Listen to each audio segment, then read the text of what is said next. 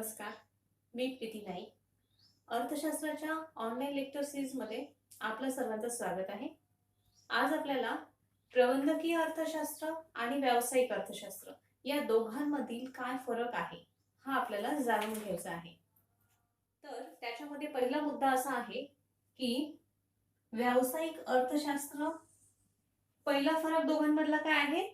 व्यावसायिक अर्थशास्त्राची शाखा आहे प्रबंधकीय अर्थशास्त्र. म्हणजे व्यावसायिक अर्थशास्त्रातला एक भाग आहे प्रबंधकीय अर्थशास्त्र. तर मग व्यावसायिक अर्थशास्त्र जसा व्हास्ट विषय आहे त्यातला हा सीमित असा अभ्यास आहे. प्रबंधकीय अर्थशास्त्राचा अभ्यास कसा आहे, त्याचं क्षेत्र कसं आहे, सीमित आहे, म्हणजे त्याला सीमा आहे. तो एवढा एकदम व्हास्ट विषय नाहीये. जो ज्याप्रमाणे व्यावसायिक अर्थशास्त्र हा व्हास्ट विषय आहे, मोठा विषय आहे, त्यातला एक छोटासा अभ्यास आहे प्रबंधकीय अर्थशास्त्र. हा दोघांमधला फरक आहे. हा पहिला फरक झाला. दुसरा फरक म्हणजे या व्यावसायिक अर्थशास्त्राची सुरुवात, म्हणजे व्यावसायिक अर्थशास्त्र केव्हा उदयास आलं. व्यावसायिक अर्थशास्त्र हे दुसऱ्या महायुद्धाच्या नंतर उदयास आलं, म्हणजे 1930 नंतर व्यावसायिक अर्थशास्त्राची सुरुवात झाली. गेल्या 30 वर्षामध्ये या प्रबंधकीय अर्थशास्त्राची उगम झालेला आहे किंवा तो उदयास आलेला आहे. मग व्यावसायिक अर्थशास्त्र ह्याला हा विषय उदयास यायला खूप वर्ष झालेली आहे. जवळपास आज आपण त्याला 100 वर्ष म्हणूया. 100 वर्षाच्या जवळपास त्याचा उदय होऊन झालेला काळ गेलेला आहे. पण प्रबंधकीय अर्थशास्त्र हे गेल्या 3 दशकामध्ये त्याचा उगम झालेला आहे. म्हणजेच 1991च्या नंतर हा प्रबंधकीय अर्थशास्त्राचा उगम झालेला आहे. हा आता दोघांमधला फरक, दुसरा फरक आहे. आता तिसरा फरक बघूया. तिसरा मुद्दा आहे व्यावसायिक अर्थशास्त्रामध्ये आर्थिक संस्थेच्या किंवा उत्पादन संस्थेच्या गतिविधीचा अभ्यास केला जातो. म्हणजे जे काही आर्थिक गतिविधी होत असतात उत्पादन संस्थेमध्ये, त्या सगळ्या आर्थिक गतिविधीचा व्यावसायिक अर्थशास्त्रामध्ये अभ्यास केला जात असतो. पण प्रबंधकीय अर्थशास्त्रात काय होतं, या व्यावसायिक गतिविधीचा अभ्यास होतो, सखोल अभ्यास केला जातो आणि त्याचे परीक्षण केले जाते. त्याचा अभ्यास करून त्याचे परीक्षण केले जाते आणि त्याचे विश्लेषण केले जाते. म्हणजे या दोघांमधला असाच फरक आहे की इथे फक्त व्यावसायिक गतिविधीचा अभ्यास केला जातो, परंतु प्रबंधकीय अर्थशास्त्रात व्यावसायिक गतिविधीचा अभ्यास केला जात असून त्याच्या अभ्यासावरतून विश्लेषण केले जाते आणि त्याचे परीक्षण केले जाते. हा दोघांमधला तिसरा फरक आहे. चौथा फरक आहे व्यवसायातील. चौथा मुद्दा असा आहे की व्यावसायिक अर्थशास्त्रामध्ये व्यवसायातील आर्थिक सिद्धांतांना महत्त्व दिलेले असते. जे व्यवसायासाठी जे सिद्धांत मांडलेले आहेत त्या सिद्धांताचा महत्त्व हे व्यावसायिक अर्थशास्त्रामध्ये असते.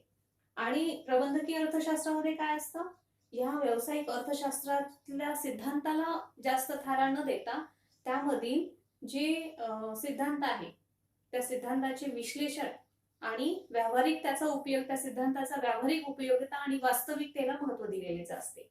आणि जे आर्थिक सिद्धांत आहे त्या आर्थिक सिद्धांतांचा वापर उद्योग संस्थांच्या नियोजनासाठी, समस्या सोडवण्यासाठी आणि उद्योग संस्थांच्या भावी नियोजनासाठी केला जात असतो. हा फरक दोघांमधला आहे. म्हणजेच व्यावसायिक अर्थशास्त्राच्या सिद्धांताचा इथे सैद्धांतिक महत्त्व दिले जाते, सैद्धांतिक सिद्धांताला इथे महत्त्व दिले जाते. परंतु प्रबंधकीय अर्थशास्त्रामध्ये सैद्धांतिक सिद्धांताला महत्त्व न देता तिथे व्यावहारिक आणि वास्तविकतेला महत्त्व दिलेले आहे आणि तिथे त्या सिद्धांताचा व्यावहारिक उपयोग ते करून घेतात आणि त्याद्वारे कंपनीचे किंवा उद्योगांचे आर्थिक निर्णय घेत असतात. हा दोघांमधला फरक आहे.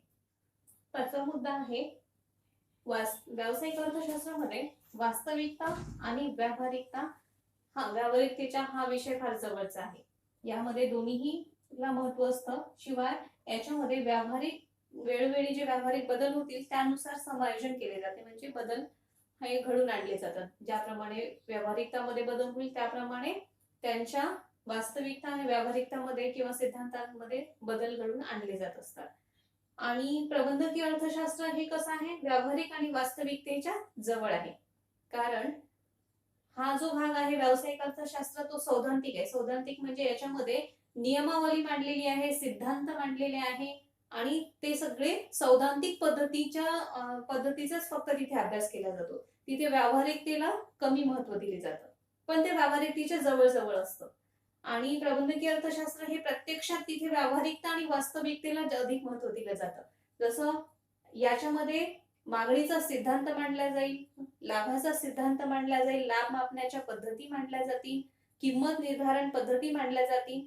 परंतु यामध्ये प्रत्यक्षात मागणीचा सिद्धांत कशा प्रकारे वापरायचा आहे, त्याचा आपण मागणीच्या सिद्धांताचा उद्योगांमध्ये काय उपयोग करून घेऊ शकतो, ती व्यावहारिक उपयोग इथे केला जातो. इथे जे लाभाचे सिद्धांत मांडलेले आहे त्या लाभाच्या सिद्धांताचा प्रत्यक्षात वापर इथे केला जातो. कंपनी उद्योगांमध्ये तो लाभ कसा मिळवून घ्यायचा आहे त्या सिद्धांताचा आधार घेऊन प्रबंधक त्या सिद्धांताचा व्यावहारिक उपयोग इथे करत असतात. इथे जे लाभ मापण्याच्या पद्धती आहेत म्हणजे प्रॉफिट मेजरमेंट्स मेथड्स आहेत, त्या मेथडचा वापर प्रबंधक आपल्या उद्योगांमध्ये करत असतो. ते सगळं प्रबंधकीय अर्थशास्त्रात येत असतं. आणि आपण याच्यानंतर पाहणार आहोत की एक प्रबंधक नेमकं कशा पद्धतीने काम करत असते. आणि इथे आपल्याला फक्त फरक जाणून घ्यायचा आहे की व्यावहारिकता आणि वास्तविकतेवर आधारित असतं हे, परंतु याच्यामध्ये वेळोवेळी समायोजन होत असते, म्हणजे बदल काही घडून आणले जात असतात. आणि प्रबंधकीय अर्थशास्त्र हे या सिद्धांतांचा व्यावहारिक आणि वास्तविक उपयोग करत असतात. म्हणून इथे फक्त व्यावहारिकता आणि वास्तविकतेला महत्त्व आहे. इथे सैद्धांतिक वास्तविकतेला आणि व्यावहारिकतेला तितकं महत्त्व नाहीये जितकं प्रबंधकीय अर्थशास्त्रामध्ये आहे. अशा प्रकारे दोघांमधला हा 5वा फरक होता. 6वा मुद्दा आहे मजुरी, भाटक आणि व्याज याचा आणि लाभ यावरील सिद्धांताचा व्यावसायिक अर्थशास्त्रामध्ये वरवर अभ्यास केला जात असतो. तसाच प्रबंधकीय अर्थशास्त्रामध्ये या घटकांचा अभ्यास केला जात नाही. मजुरी, व्याज, भाटक या घटकांचा अभ्यास हा प्रबंधकीय अर्थशास्त्रात केला जात नाही, तर यामध्ये वितरणाचा लाभ सिद्धांत याचा अभ्यास केला जातो. हा दोघांमधला 6वा फरक आहे. 7वा फरक आहे या व्यावसायिक अर्थशास्त्राला आपण विज्ञान म्हणून म्हटलेले आहे. व्यावसायिक अर्थशास्त्राला विज्ञान असे संबोधले आहे, परंतु प्रबंधकीय अर्थशास्त्राला विज्ञान आणि कला असे दोन्ही संबोधण्यात आलेले आहे.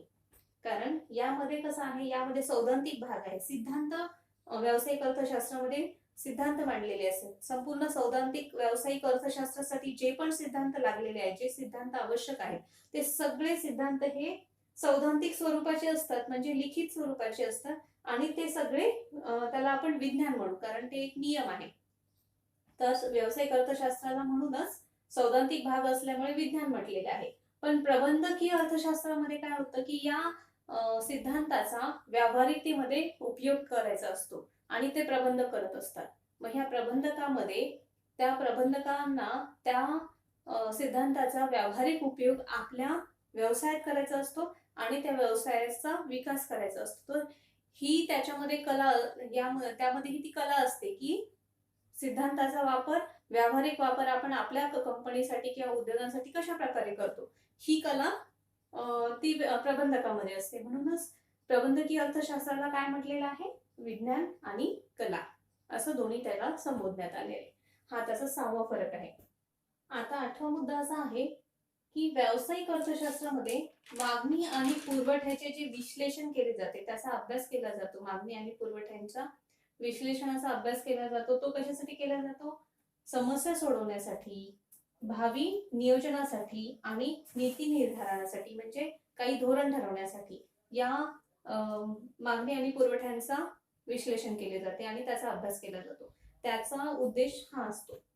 आणि प्रबंधकीय अर्थशास्त्रात काय असतं, प्रबंधकीय अर्थशास्त्रामध्ये मागणी आणि पुरवठ्याचे विश्लेषण केले जाते. ते विश्लेषण समस्या सोडवण्यासाठी केले जाते, भावी नियोजनासाठी सुद्धा केले जाते आणि नीती निर्धारणासाठी सुद्धा केले जाते. परंतु एवढ्याखेरीज नाही तर निर्णय घेण्यासाठी सुद्धा प्रबंधकीय अर्थशास्त्रामध्ये मागणी आणि पुरवठ्यांचे विश्लेषण केले जाते. म्हणजेच प्रबंधकीय अर्थशास्त्र आणि व्यावसायिक अर्थशास्त्र या दोघांमध्येही मागणी आणि पुरवठ्याच्या विश्लेषणाचा अभ्यास होते. दोघांचाही उद्देश सारखाच आहे, परंतु प्रबंधकीय अर्थशास्त्र काय करते की या मागणी पुरवठ्याच्या अभ्यासावरून त्यांच्या समस्या सोडवतात, भावी नियोजन करत असतात आणि काही नीती निर्धारण करत असतात, म्हणजे धोरणं ठरवत असतात. परंतु प्रबंधकीय अर्थशास्त्रामध्ये त्याचा शिवाय निर्णय सुद्धा घेत असतात. या सगळ्याच्या अभ्यासावरून काय करत असतात, कंपनीच्या किंवा उद्योगांसाठी योग्य निर्णय सुद्धा घेत असतात. हा दोघांमधला फरक आहे. इथे निर्णय घेतला जात नाही, परंतु प्रबंधकीय अर्थशास्त्रामध्ये निर्णय घेतला जात असतो. हा 8वा फरक आहे यामधला. आता 9वा फरक पाहूया. 9वा मुद्दा आहे जे व्यावसायिक अर्थशास्त्र आहे, त्या व्यावसायिक अर्थशास्त्रामध्ये लाभाचे नियोजन, मूल्य नीती निर्धारण आणि उत्पादनाचे जे निर्णय आहेत त्यामध्ये सैद्धांतिक पद्धतीने त्याचा वापर केला जातो तिथे. म्हणजे लाभाचे नियोजन, उत्पादनाचे निर्णय आणि मूल्य नीती निर्धारण ह्या सगळ्यांसाठी सैद्धांतिक पद्धतीचा वापर केला जातो. म्हणजे सिद्धांताच्या आधारावरच हे सगळे निर्णय घेतले जात असतात. पण प्रबंधकीय अर्थशास्त्रामध्ये जे लाभाचे नियोजन आहे, जे मूल्य नीती निर्धारण आहे किंवा उत्पादनाचे निर्णय आहे, हे सैद्धांतिक पद्धतीने त्याचा तिथे निर्णय घेतला जात नाही, तर तिथे गणितीय पद्धतीचा वापर केला जातो, सांख्यिकीय पद्धतीचा वापर केला जातो आणि रेखीय पद्धतीचा वापर केला जातो. म्हणजे इथे कुठल्या प्रबंधकाला काय करावं लागते, सखोल अभ्यास करावा लागतो त्या विषयाचा आणि त्या आधारे मग योग्य निर्णय घेतले जात असतात. व्यावसायिक अर्थशास्त्रामध्ये सैद्धांतिक पद्धतीचा म्हणजे जे लिखित स्वरूपाचे नियम आहेत त्या नियमाच्या आधारेच ते त्यांचे स्वतःचे निर्णय घेत असतात. इथे त्यामध्ये फरक इथे काय आहे की त्याच सिद्धांताचा गणितीय पद्धतीने वापर करतात, ते म्हणजे सखोल अभ्यास करतात की रिअल आकडेवारी किती आहे त्याचे विश्लेषण करतात आणि मग त्यानुसार ते त्यावरून अंदाज काढतात आणि ते जे व्यावहारिक गणितीय रेखीय पद्धती असतात याच्याद्वारे घेतलेले निर्णय हे अचूक आणि योग्य ठरतात. म्हणून या दोघांमधला हा फरक आपल्याला इथे लक्षात येतो. यानंतर आपण बघणारच आहोत की नेमकं गणितीय पद्धतीचा वापर प्रबंधक कसे करत असतात उद्योगांसाठी, सांख्यिकीय पद्धतीचा वापर कसा करत असतो आणि रेखीय पद्धतीचा वापर कसा करत असतात, हे आपण याच व्हिडिओज मध्ये नंतर बघणार आहोत. 10वा मुद्दा आहे व्यावसायिक अर्थशास्त्रामध्ये लाभाची नीती ठरवल्या जाते, मूल्य नीती ठरवल्या जाते, ती सगळी सैद्धांतिक पद्धतीने ठरवल्या जात असते किंवा आर्थिक निर्णय घेतले असतात ते सगळे सैद्धांतिक पद्धतीच्या आधारे घेतले जातात. जे लिखित स्वरूपात सिद्धांत मांडलेले आहेत त्या सिद्धांताच्या आधारेच घेतले जात असतात. तर त्याच्यामुळे काय होतात की प्रबंधकांना जे आर्थिक निर्णय घ्यायचे असतात ते अनिश्चित वातावरणात घ्यायचे असतात. म्हणजे बाजाराची स्थिती कधी उद्योगाबाबतची बाहेरची स्थिती असते ती अनिश्चित स्वरूपाची असते. कधी वातावरणामध्ये बदल होईल, बाहेरच्या व्यापार चक्र निर्माण होईल, कधी व्याजाची भाव वाढतील, अशा कुठल्याही अनिश्चित बदल बाहेरच्या वातावरणात होऊ शकतात. तर त्या अनिश्चित वातावरणामध्ये प्रबंधकांना उद्योगासाठी निर्णय घ्यावे लागत असतात. तर ह्या जे निर्णय घेत असतात प्रबंधक ते जर आपण सैद्धांतिक पद्धतीच्या आधारे घेतले तर ते निर्णय अधिक किचकट बनतात. म्हणजे प्रबंधकाला निर्णय घेणे हे सोपं नाही वाटत, कारण ते सैद्धांतिक पद्धतीच्या आधारे घेतले जात असतात. अनिश्चित ते निर्णय कधी कधी अचूक सुद्धा ठरू शकतात.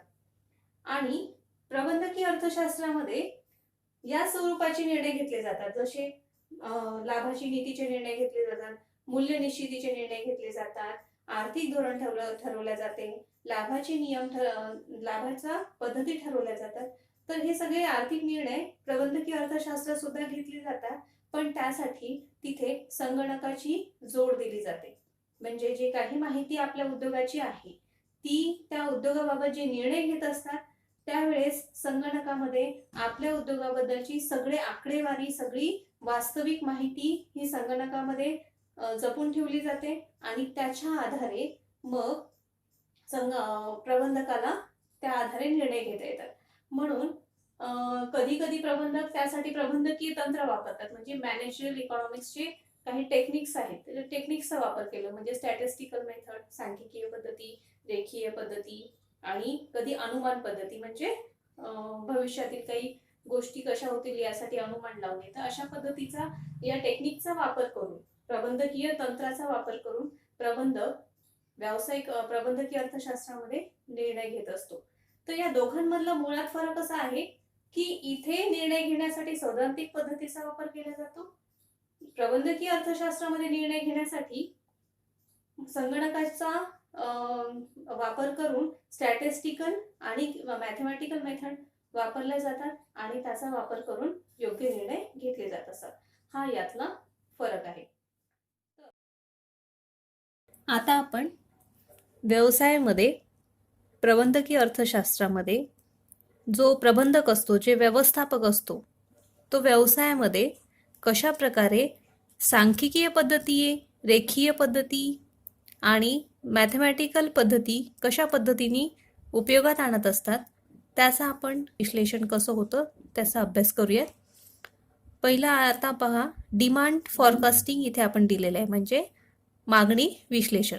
या मागणी विश्लेषणामध्ये आता इथे दिसत आहे की हे मागणी विश्लेषणामध्ये जे काही स्तंभ दिसत आहे ते स्तंभ हे कमी अधिक आहेत. हे स्तंभ कमी अधिक आहे म्हणजे काय की हे मेथडच्या आधारे हे स्तंभ कमी अधिक असण्याचा अर्थ असा आहे की इथे मागणी कमी अधिक झालेली आहे.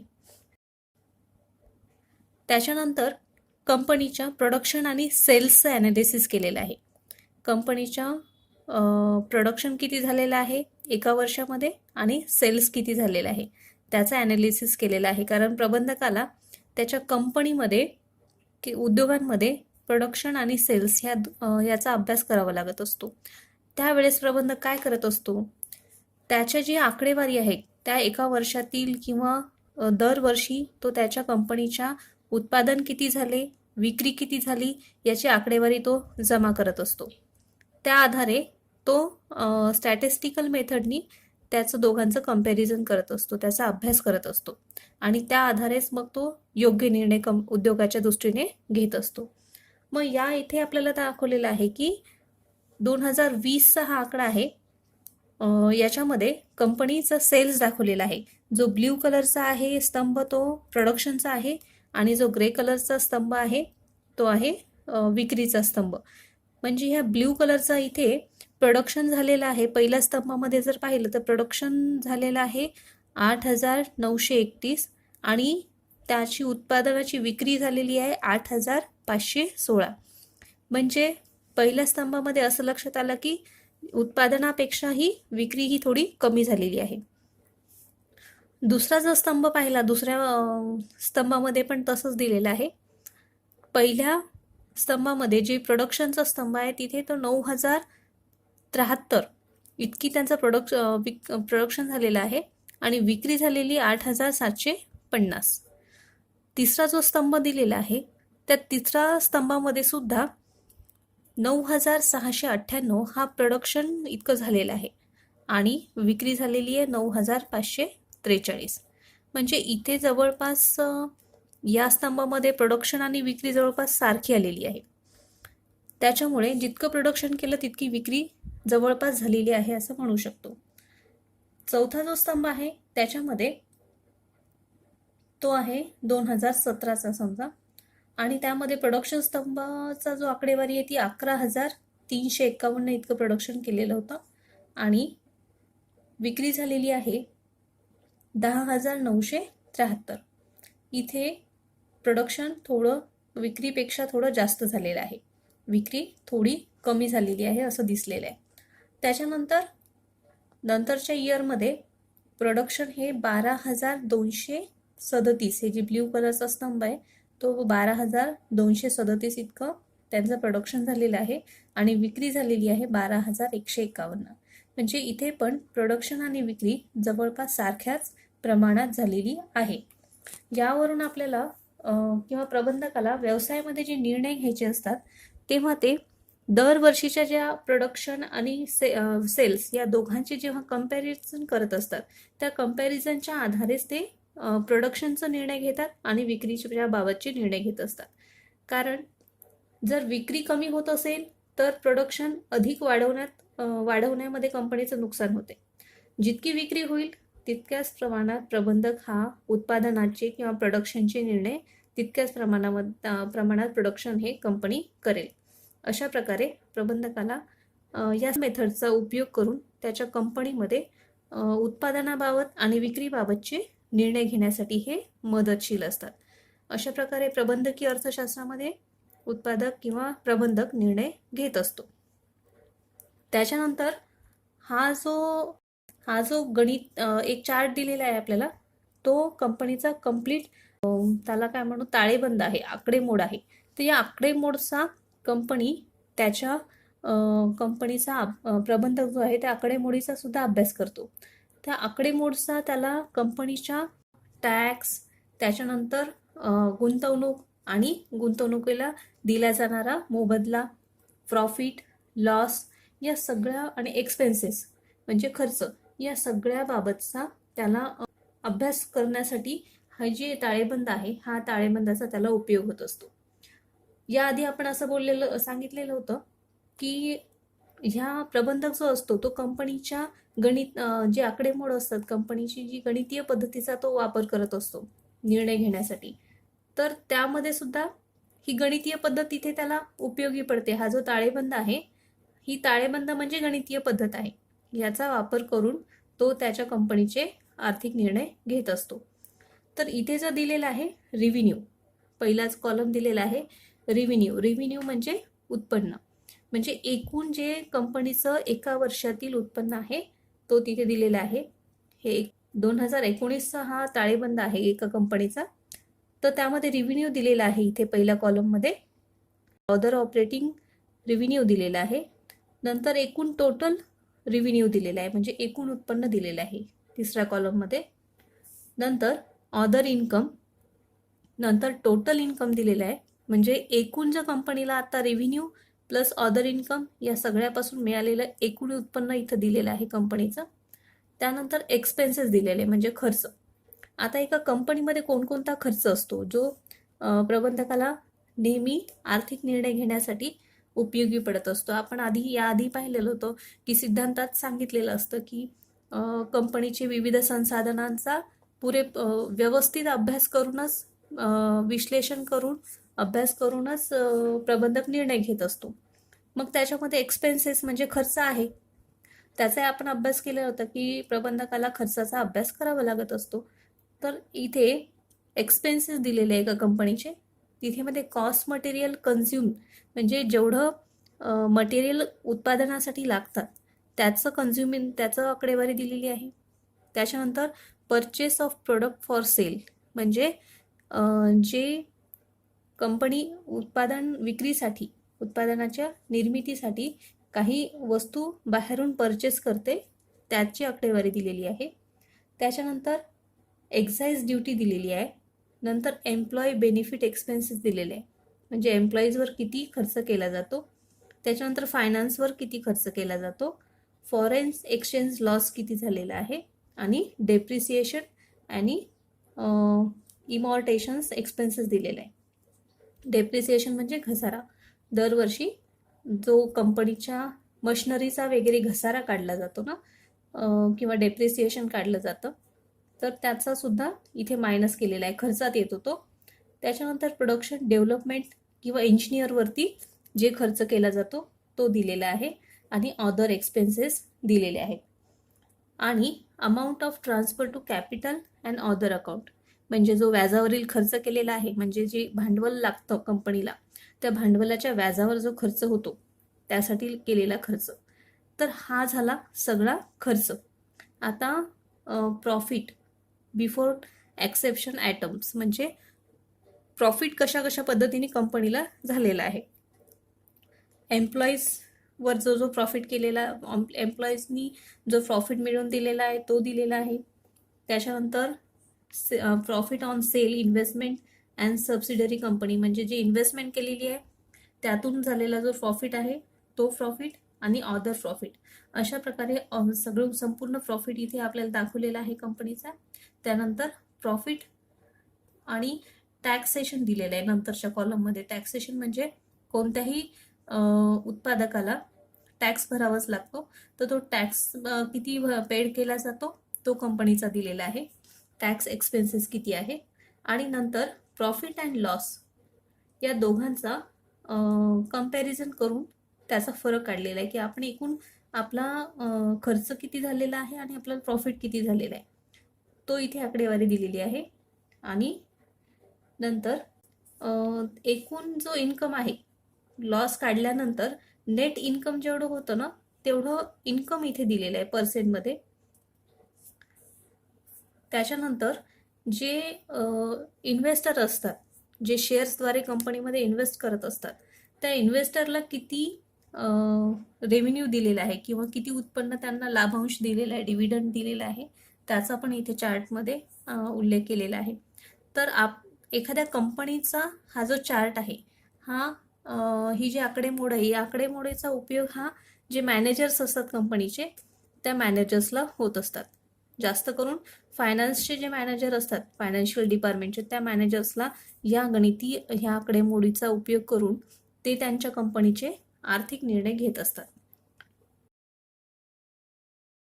आता हा चौथा चार्ट दिलेला आहे. याच्यामध्ये आपल्याला हे विविध प्रकारचे चार्ट आहेत. तर यामधून आपल्याला असं दिसतं की हे जे डेटा आहे, या डेटाच्या आधारे कंपनी मालक किंवा प्रबंधक किंवा मॅनेजर्स हे त्यांच्या कंपनीचे निर्णय घेत असतात. तर अशा प्रकारे हे मेथड्स कंपनीमध्ये निर्णय घेण्यासाठी तिथले मॅनेजर्स वापरत असतात. हे अशा प्रकारचे चार्ट्स असतात. आणि हा जो चार्ट आहे, आता आपल्याला इतक्या वेळेत पाहिला आपण, मागणीचा चार्ट पाहिला, डिमांड ॲनालिसिस पाहिलं होतं आपण याआधी. कंपन्यांचे कारच्या ज्या कंपन्या आहे, व्हेकल कंपन्या आहेत, त्या व्हेकल कंपन्यांची विक्रीचं प्रमाण दिलेलं आहे. तर पहिल्या ह्याच्यामध्ये आपण व्हेकल सेगमेंट पाहू शकतो की जे पॅसेंजर असतात, छोट्या गाड्या असतात, कार्स असतात, त्या कार्सचं विक्रीचं प्रमाण दिलेलं आहे पहिल्या याच्यामध्ये चार्टमध्ये.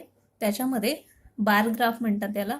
तर या दुसऱ्या बार ग्राफमध्ये काय दिलं होतं, लाईट कमर्शियल व्हेकल सेगमेंट दिलेलं आहे, म्हणजे कुठल्या कंपनीचा किती प्रमाण आहे विक्रीचं हे इथे दिलेलं आहे. जसं इथे फोर्स मोटर्स आहे, अशोक लिलँड्स आहे, टाटा मोटर्स आहे. ह्या कंपन्या कशा आहे, हेवी व्हेकल्स तयार करतात, म्हणजे कमर्शियल व्हेकल, ट्रक असेल किंवा बसेस असतील, तर असे व्हेकल तयार करणाऱ्या ह्या कंपन्या, यांची विक्रीतील प्रमाण किती आहे. म्हणजे इथे तर दिसत आहे की टाटा मोटर्सचं 50% जे विक्री केलेल्या गाड्या आहेत त्या टाटा मोटर्सच्या आहेत. त्यावरून आपल्याला त्या कंपनीची डिमांड किती आहे हे लक्षात येते. खालचं जे आहे ह्याच्यामध्ये हेवी कमर्शियल व्हेकल सेगमेंट आहे.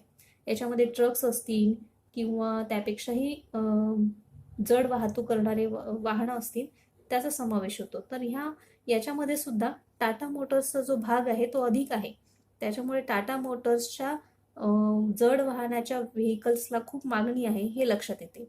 कंपन्यांना मागणी खूप जास्त आहे त्यांच्या व्हेकलला. अशा प्रकारे वरच्या चार्टवरून लक्षात आलेलं आहे की मारुती सुझुकीचं कंपनी, छोट्या ज्या कार्स असतात त्या कार्सची डिमांड ही मारुती सुझुकी कंपनीची जास्त आहे. तर यावरून ह्या सगळ्या विश्लेषणाचा फायदा हे होतो की अनेक ज्या कंपन्या आहेत, व्हेकल कंपन्या, त्या वेगवेगळ्या कंपन्यांचे वेगवेगळे प्रबंधक असतात, मॅनेजर्स असतात. ते एकमेकांच्या कंपन्यांच्या मागणीचं ॲनालिसिस करतात आणि त्यातून बाजारातला, मार्केटमध्ये कोणत्या कार्सला, कोणत्या व्हेकलला किती डिमांड आहे याची ते अंदाज लावतात.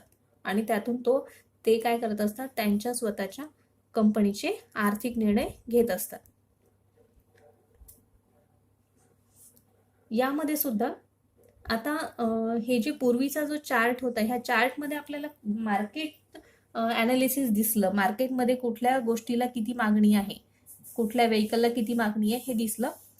आता या चार्टमध्ये आपल्याला असं दिसतंय की इथे बघा, एकाच कंपनीच्या ह्या वेगवेगळ्या प्रकारच्या गाड्या आहेत. समजा एकाच कंपनीच्या हेवी व्हेकल आहे किंवा कार्स आहेत किंवा वेगवेगळ्या प्रकारचे उत्पादन आहेत एकाच कंपनीचे. त्या कंपनीच्या वेगवेगळ्या व्हेकलच्या जे प्रकार आहेत त्या प्रकारानुसार त्यांची मागणी वेगवेगळी आहे. तर त्यानुसार एकाच कंपनीचे जे प्रोडक्ट आहेत त्याची डिमांड कशी आहे किंवा त्याचे सेल्स किती आहेत त्याची फिगर किंवा त्याची आपल्याला आकडेवारी इथे दिलेली आहे. आणि त्याचं प्रमाणसुद्धा इथे आपल्याला बार चार्टमध्ये दाखवलेलं आहे. त्यानुसार आपल्याला इथे दिसतं की 2010 मध्ये ह्या वेगवेगळ्या प्रकारचे व्हेकल्स दाखवलेले आहेत. हे एकाच कंपनीचे 4 प्रकारचे व्हेकल्स आहेत. त्याचं प्रमाण दिलेलं आहे कमी अधिक प्रमाणात, आणि त्याच्यावरून लक्षात येते की कोणत्या आपल्या एकाच कंपनीचे टाटा मोटर्सचं दिलेलं आहे. तर टाटा मोटर्सच्या वेगवेगळे जे व्हेकल्सचे प्रोडक्ट आहेत त्याची डिमांड किंवा त्याची सेल्स ही वेगवेगळी प्रकारची आहे, म्हणजे कमी अधिक आहे. आता हा जो चार्ट आहे, या चार्टमध्ये आपल्याला वेगवेगळ्या व्हेकल कंपन्या दिलेल्या आहेत आणि त्या व्हेकल कंपन्यांची सेल्स टर्नओव्हर दिलेली आहे, नेट प्रॉफिट दिलेला आहे आणि टोटल ॲसेट दिलेली आहे, आणि त्यांचं मार्केट कॅप किती आहे, म्हणजे त्यांची संपत्ती किती आहे एवढं दिलेलं आहे. तर आता ह्याच्यामध्ये व्हेकल कंपन्या टाटा मोटर्स आहेत, आयशर मोटर आहे, Mahindra company, Ashok Leyland, force Motors, ह्या वेगवेगळ्या कंपन्या दिलेल्या आहेत व्हेकलच्या, आणि त्यांचा सेल्स किती झालेला आहे टर्नओव्हर एका वर्षातला, नेट प्रॉफिट किती झालेला आहे आणि टोटल ॲसेट किती आहे, याचं ॲनालिसिस केलेलं आहे. तर या ॲनालिसिसचा उपयोग हा जे प्रबंधक असतात ते करत असतात. तर यामध्ये वेगवेगळ्या कंपन्यांचे ह्याच्यासाठी ॲनालिसिस दिलेलं आहे की ह्या ज्या कंपन्या असतात त्या प्रतिस्पर्धी असतात, एकमेकांच्या प्रतिस्पर्धी असल्यामुळे त्यांना आपल्या प्रतिस्पर्धींचा टर्नओव्हर कसा चालू आहे, त्यांचं नेट प्रॉफिट किती आहे आणि त्यांचा सेल्स किती आहे, त्यांचं प्रोडक्शन किती आहे आणि त्यांची डिमांड किती आहे, या सगळ्यांचा अभ्यास त्यांना त्यांच्या प्रतिस्पर्धीचा सुद्धा अभ्यास करावा लागत असतो. म्हणून त्यांनी प्रतिस्पर्धी याच्यामध्ये एवढंच दिलेलं आहे की संपूर्ण ज्या व्हेकल कंपन्या आहेत त्या एकमेकांच्या प्रतिस्पर्धी असल्यामुळे त्यांचा एकूण चार्टचा, एकूण त्यांच्या आकडेवारीचा अभ्यास हा प्रत्येक व्हेकल कंपन्यांचे प्रबंधक, मॅनेजर्स करत असतात. त्यासाठी हा चार्ट उपयोगी आहे. आता हा जो नवीन चार्ट दाखवलेला आहे तो आहे प्रॉफिटचा चार्ट, प्रॉफिटेबिलिटी. आता इथे हे जे 2 स्तंभ दिलेले आहेत त्याच्यामध्ये प्रॉफिटचा चार्ट दिलेला आहे. 2010चा प्रॉफिट दिलेला आहे, 2011चा दिलेला आहे, 2012चा दिलेला आहे, 13चा आणि 14चा, असा इयर वाईज हा आपल्याला प्रॉफिटेबलचा चार्ट दिलेला आहे. तर याच्यामधून आपल्याला काय कळतं की एका कंपनीचा दर वर्षाचा प्रॉफिटचा आकडा कसा आहे, कोणत्या वर्षी प्रॉफिट कमी झालेला आहे, कोणत्या वर्षी जास्त झालेला आहे. तर या हिस्ट्रीचा उपयोग सुद्धा प्रबंधकाला उपयोग होत असतो. कधी जेव्हा त्याला आर्थिक निर्णय घ्यायचे असतात तर त्यांना आपल्या कंपनीच्या, उद्योगांच्या प्रॉफिटचा, लॉसचा, सगळ्या हिस्ट्रीचा अभ्यास करावा लागतो, आणि त्या हिस्ट्री ह्या संगणकामध्ये ते सेव्ह करून ठेवतात, म्हणजे जपून ठेवतात ती आकडेवारी, आणि त्यानुसार नंतर त्याचा उपयोग करून घेतात जेव्हा त्यांना निर्णय घ्यायचा असतो तेव्हा. आता हा जो प्रॉफिटचा नवीन चार्ट दाखवलेला आहे याच्यामध्ये सुद्धा 2010, 2011, 12, 13 आणि 14 अशा प्रकारचा हा कंपनीचा प्रॉफिट आहे 5 वर्षाचा. तर याच्यामध्ये सुद्धा जो ग्रीन कलरचा आहे ऑपरेटिंग प्रॉफिट मार्जिन, आणि जो ब्ल्यू कलरचा आहे तो नेट प्रॉफिट मार्जिन दिलेला आहे. म्हणजे जो एकूण ग्रॉस प्रॉफिट आहे तो ग्रीन कलरमध्ये दिलेला आहे, ग्रीन स्तंभामध्ये, आणि जो ब्ल्यू कलरचा आहे तो नेट प्रॉफिट आहे. त्याच्यामुळे कंपनीला नेट प्रॉफिट किती झालेला आहे, ग्रॉस प्रॉफिट किती आहे, याचा अंदाज प्रबंधकाला येत असतो. आणि हा आता नंतरचा जो चार्ट दिलेला आहे या चार्टमध्ये व्हेकल कंपन्यांचा जो ॲनालिसिस दिलेला आहे, ते व्हेकल कंपन्या म्हणजे अनेक व्हेकल कंपन्या आहे आणि त्यांचे वेगवेगळे प्रोडक्ट्स आहेत. म्हणजे एकच कंपनी, व्हेकल कंपनी एकाच प्रकारची कार काढत नाही, तर ते वेगवेगळ्या प्रकारचे कार्सचे प्रोडक्शन करत असतात. जसं स्मॉल कार्स आहे, मोठ्या कार्स आहेत, तर अशा प्रकारे त्या वेगवेगळ्या कार्सचे ते मॉडेल्स बनवलेले असतात. त्या मॉडेल्सचा मागणी किती आहे, सेल्स व्हॅल्यू किती आहे, म्हणजे कोणत्या प्रकारच्या कार्सची जास्त विक्री झालेली आहे त्याचा आपल्याला इथे चार्ट दिसते. त्यावरून असं लक्षात येते की Dzire, Baleno, Alto, WagonR, Swift आणि ब्रिझा अशा प्रकारच्या मारुती सुझुकीच्या कारला जास्त डिमांड आहे, आणि होंडाई असो किंवा होंडा कंपनी असो किंवा रेनॉल्ट कंपनी असो, या अदर कंपनीच्या मॉडेल्सला कमी डिमांड आहे. फक्त इथे मारुती सुझुकीच्या जे प्रोडक्ट्स आहेत त्या प्रोडक्ट्स, वेगवेगळ्या मॉडेलच्या कार्सला जास्त मागणी आहे, हे याच्यावरून दिसतं. त्यावरून आपल्याला कंपन्यांचं हे जे ॲनालिसिस आहे ह्याच्यावरून हे प्रबंधकाला त्याचे आर्थिक निर्णय घ्यायला उपयोग होत असतो याचा. तर या चार्टवरून असं लक्षात येतं की विविध कंपन्यांचे जे काही मॉडेल्स आहेत त्या मॉडेल्सची काही कंपन्यांची कमी मागणी आहे आणि काही कंपन्यांच्या मॉडेल्सची अधिक मागणी आहे. तर अशा प्रकारे हे ॲनालिसिस हे प्रबंधकाला त्यांच्या सेल्सबद्दल जे निर्णय घ्यायचे असतात त्याच्यासाठी हे उपयोगी पडत असते. 2010 ते 2019च्या इतक्या दरम्यानचा हा ॲनालिसिस आहे. तर याच्यामध्ये हा रेव्हेन्यू ॲनालिसिस आहे, म्हणजे नेट प्रॉफिट ॲनालिसिस. जर एका कंपनीला हा जो ॲनालिसिस प्रॉफिट आहे तो प्रॉफिट कसा दिसत आहे, हा आपला वाढता दिसत आहे आणि नंतर हा इथे थोडासा कमी झाला पण हा वाढता आहे. तर याच्यावरून काय लक्षात येते, 2010 ते 2019 पर्यंत या कंपनीला प्रॉफिट होत आहे याच्यावरून लक्षात येतं.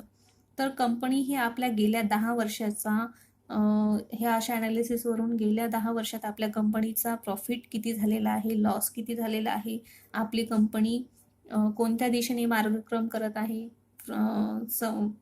प्रॉफिट कमवत आहे का कुठे लॉसमध्ये जात आहे, याचा अभ्यास हा प्रबंधकाला किंवा मॅनेजर्सला अशा मेथडनी ते करत असतात.